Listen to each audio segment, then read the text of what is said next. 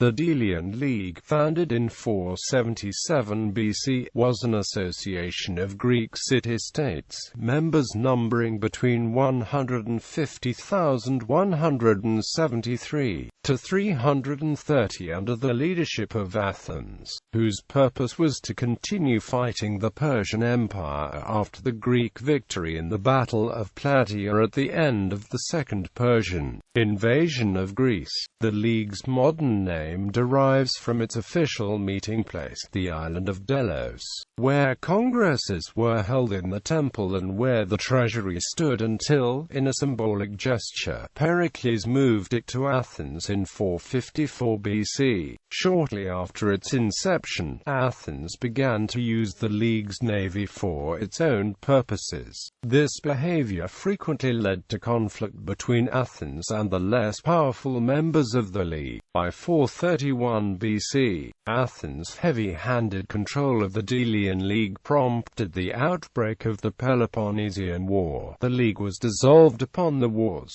conclusion in 404 BC under the direction of Lysander, the Spartan commander. Background: the Greco-Persian Wars had their roots in the conquest of the Greek cities of Asia Minor, and particularly Ionia, by the Achaemenid Persian Empire of Cyrus the Great. Shortly after 550 BC, the Persians found the Ionians difficult to rule, eventually settling for sponsoring a tyrant in each Ionian city. While Greek states had in the past often been ruled by tyrants, this was a form of arbitrary government that was on the decline. By 500 BC, Ionia appears to have been ripe for rebellion against these Persian clients. The simmering tension finally broke into open revolt due to the actions of the tyrant of Miletus, Aristagoras, attempting to save himself after a disastrous Persian-sponsored expedition in 499 BC. Aristagoras chose to declare Miletus a democracy. This triggered similar revolutions across Ionia, extending to Doris and Aeolus,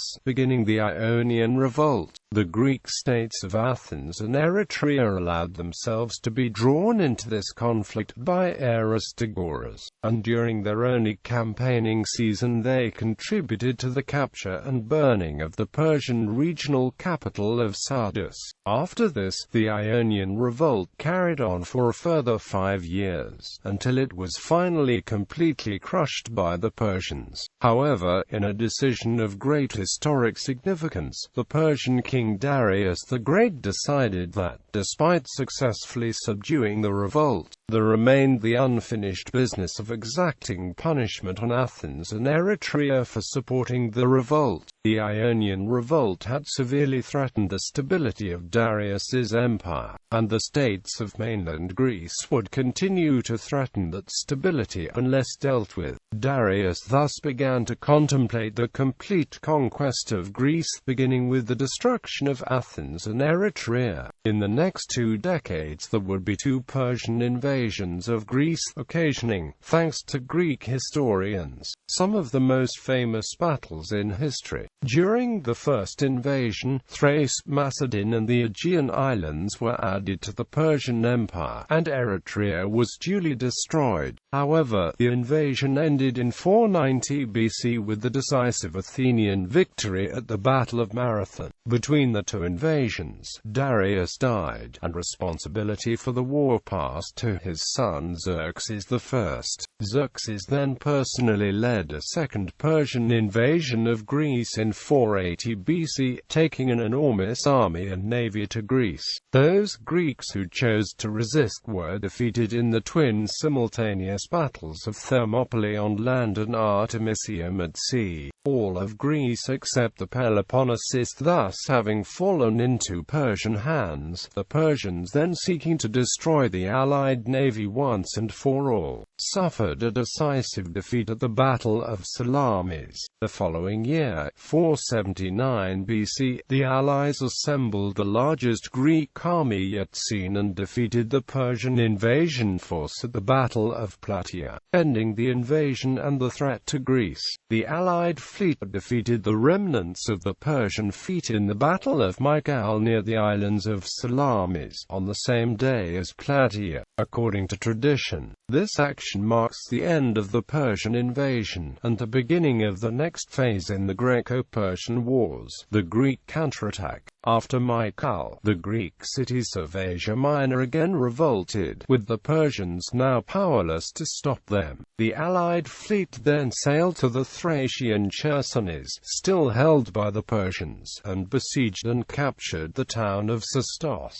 The following year, 478 BC, the Allies sent a force to capture the city of Byzantium. The siege was successful, but the behavior of the Spartan general Pausanias alienated many of the Allies, and resulted in Pausanias's recall. Formation. After Byzantium, Sparta was eager to end its involvement in the war. The Spartans were of the view that, with the liberation of mainland Greece, and the Greek cities of Asia Minor, the war's purpose had already been reached. There was also perhaps a feeling that establishing long-term security for the Asian Greeks would prove impossible. In the aftermath of Mycale, the Spartan king Leotychides had proposed transplanting all the Greeks from Asia Minor to Europe as the only method of permanently freeing them from Persian dominion. Xanthippus, the Athenian commander at Mycale, had furiously rejected this. The Ionian cities were originally Athenian colonies, and the Athenians, if no one else, would protect the Ionians.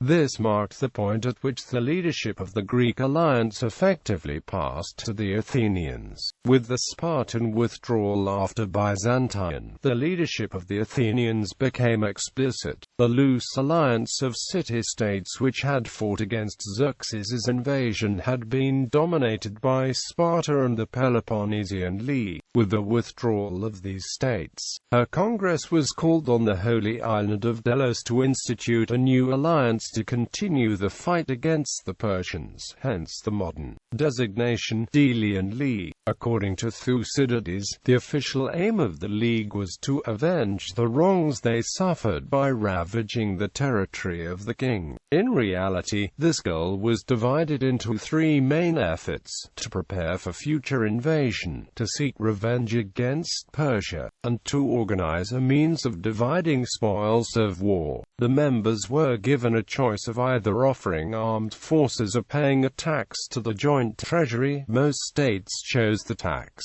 League members swore to have the same friends and enemies, and dropped ingots of iron into the sea to symbolize the permanence of their alliance. The Athenian politician Aristides would spend the rest of his life occupied in the affairs of the alliance, dying a few years later in Pontus, whilst determining what the tax of new members was to be. Members, composition and expansion. In the first 10 years of the League's existence, Cimon forced Charistos in Euboea to join the League, conquered the island of Scyrus and sent Athenian colonists there. Over time, especially with the suppression of rebellions, Athens exercised hegemony over the rest of the League. Thucydides describes how Athens' control over the League grew. Of all the causes of defection that connected with arrears of tribute and vessels, and with failure of service, was the chief, for the Athenians were very severe and exacting, and made themselves offensive by applying the screw of necessity to men who were not used to, and in fact not disposed for, any continuous labor. In some other respects the Athenians were not the old popular rulers they had been at first, and if they had more than the fair share of service, it was correspondingly easy for them to reduce any that tried to leave the confederacy. The Athenians also arranged for the other members of the League to pay its share of the expense in money instead of in ships and men. and for this the subject city-states had themselves to blame. The wish to get out of giving service making most leave their homes. Thus, while Athens was increasing her navy with the funds they contributed, a revolt always found itself without enough resources or experienced leaders for war. Rebellions. Naxos, the first member of the League to attempt to secede, was the island of Naxos in c.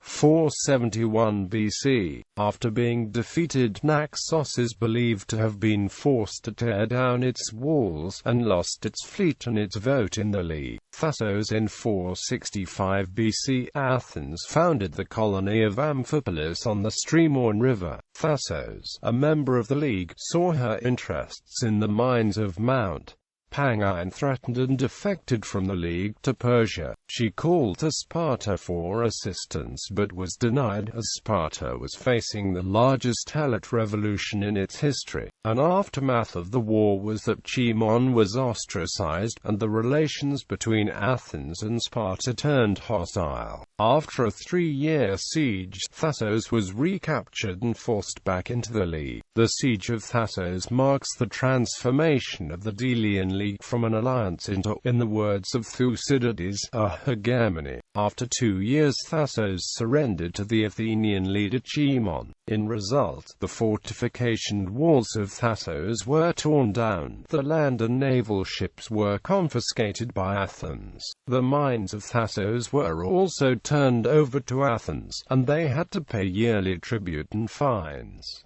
Policies of the League. In 461 BC, Cimon was ostracized and was succeeded in his influence by democrats such as Ephialtes and Pericles. This signaled a complete change in Athenian foreign policy, neglecting the alliance with the Spartans and instead allying with her enemies, Argos and Thessaly. Megara deserted the Spartan-led Peloponnesian League and allied herself with Athens, allowing construction of a double line of walls across the Isthmus of Corinth and protecting Athens from attack from that quarter. Around the same time, due to encouragement from influential speaker Themistocles, the Athenians also constructed the long walls connecting the city to the Piraeus, its port, making it effectively invulnerable to attack by land. In 454 BC, the Athenian general Pericles moved the Delian League's treasury from Delos to Athens, allegedly to keep it safe from Persia. However, Plutarch indicates that many of Pericles' rivals viewed the transfer to Athens as usurping monetary resources to fund elaborate building projects. Athens also switched from accepting ships,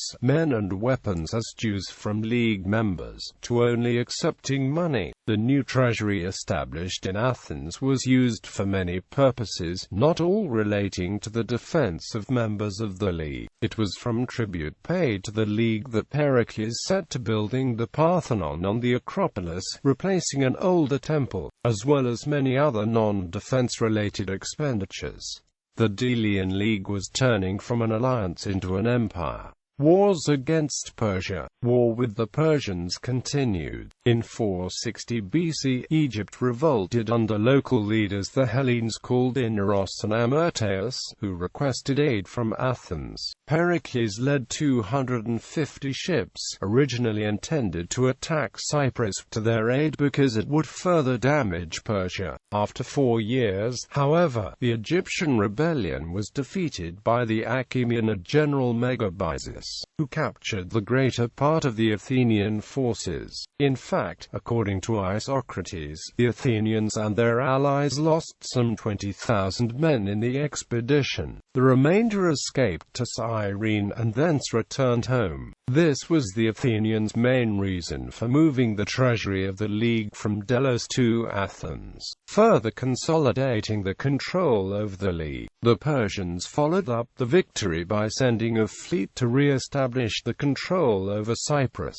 and 200 ships were sent out to counter them under Cimon, who returned from ostracism in 451 BC. He died during the blockade of Citium, though the fleet won a double victory by land and sea over the Persians off Salamis, Cyprus. This battle was the last major one fought against the Persians. Many writers report that a peace treaty, known as the Peace of Calais, was formalized in 450 BC, but some writers believe that the treaty was a myth created later to inflate the stature of Athens. However, an understanding was definitely reached, enabling the Athenians to focus their attention on events in Greece proper. Wars in Greece. Soon, war with the Peloponnesians broke out. In 458 BC, the Athenians blockaded the island of Aegina, and simultaneously defended Megara from the Corinthians by sending out an army composed of those too young or old for regular military service.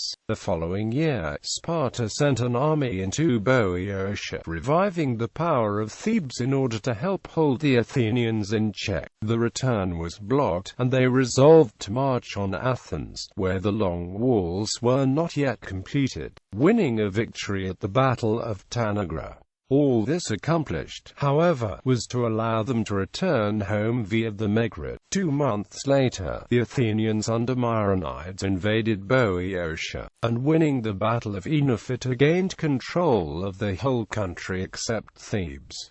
Reverses followed peace with Persia in 449 BC. The Battle of Chaeronea in 447 BC led to the abandonment of Boeotia. Euboea and Megara both revolted, and while the former was restored to its status as a tributary ally, the latter was a permanent loss. The Delian and Peloponnesian Leagues signed a peace treaty, which was set to endure for 30 years. It only lasted until 431 BC, when the Peloponnesian War broke out. Those who revolted unsuccessfully during the war saw the example made of the Mytileneans, the principal people on Lesbos. After an unsuccessful revolt, the Athenians ordered the death of the entire male population. After some thought, they rescinded this order, and only put to death the leading 1,000 ringleaders of the revolt, and redistributed the land of the entire island to Athenian shareholders, who were sent out to reside on Lesbos.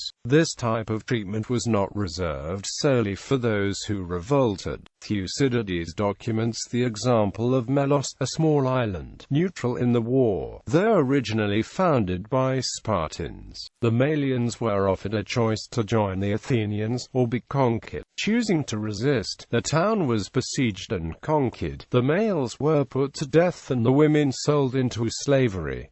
The Athenian Empire. By 454, the Delian League could be fairly characterized as an Athenian empire. At the start of the Peloponnesian War, only Chios and Lesbos were left to contribute ships, and these states were by now far too weak to secede without support. Lesbos tried to revolt first, and failed completely. Chios, the greatest and most powerful of the original members of the Delian League save Athens, was the last to revolt, and in the aftermath of the Syracusan expedition enjoyed success for several years, inspiring all of Ionia to revolt. Athens was eventually still able to suppress these revolts. To further strengthen Athens' grip on its empire, Pericles in 450 BC began a policy of establishing klerouchiae, quasi-colonies that remained tied to Athens and which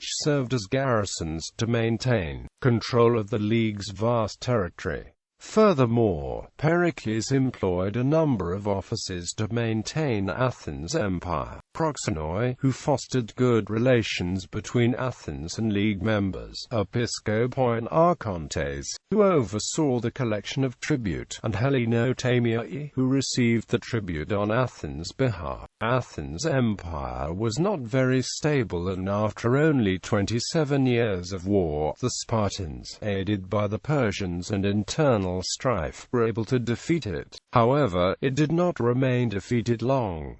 The Second Athenian Empire, a maritime self-defense league, was founded in 377 BC and was led by Athens. Athens would never recover the full extent of her power, and her enemies were now far stronger and more varied. Bibliography. Jack Martin Balsa, Studien zum Attischen Siebend. Konstanz 1984. Ryan Ballot, The Freedom to Rule, Athenian Imperialism and Democratic Masculinity, in David Edward Tabachnik Toivoko Enduring Empire. Ancient Lessons for Global Politics. London 2009, pp. 54-68. Christian Meyer, Athens, Ein Neubeginn der Weltgeschichte. Munich 1995. Russell Meggs, The Athenian Empire, REPR, with Core. Oxford 1979. P.J. Rhodes, The Athenian Empire. Oxford 1985. Wolfgang Schaller, Die Herrschaft der Athener im Ersten Attischen Siebend. Berlin, New York 1974.